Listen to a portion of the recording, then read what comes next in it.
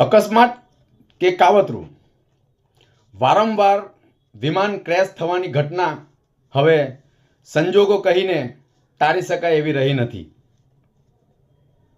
નમસ્કાર, હું જયેશ મેવાડા.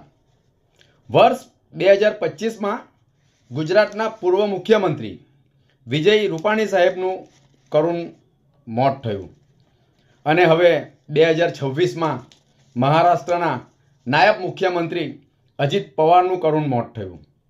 ત્યારે સવાલ એક નહીં અનેક ઊભા થાય છે કે જ્યારે પણ કોઈ વિવાદાસ્પદ રાજકારણી પ્લેનમાં બેઠા હોય એ જ પ્લેન ક્રેશ થાય જે વિચાર માંગી લે છે.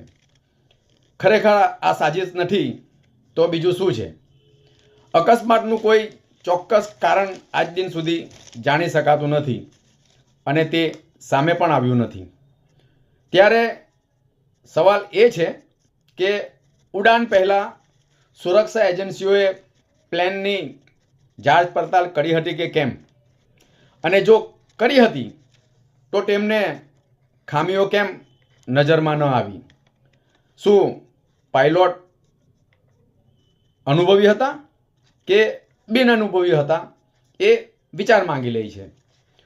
ક્રૂ મેમ્બરોએ સુરક્ષા માટે કયા કયા પગલાં લીધા હતા કે પછી બધું રિપોર્ટિંગમાં દબાવી દેવા માટે જ થતું હતું? જે ખૂબ જ મોટો સવાલ ઊભો થાય છે. દેશના નાગરિકોને તો છોડો, જ્યારે સંવિધાનિક પદ પર બેઠેલા લોકો પણ સુરક્ષિત નથી ત્યારે સામાન્ય માણસનું જીવન કેટલું સસ્તું બનવા પામ્યું છે જે આ ઘટનાઓ પરથી સમજી શકાય છે. આ માત્ર દુર્ઘટના નથી, આ સિસ્ટમની નિષ્ફળતા છે અને આ નિષ્ફળતા માટે જવાબદાર કોણ? એનો જવાબ દેશના લોકો માંગી રહ્યા છે.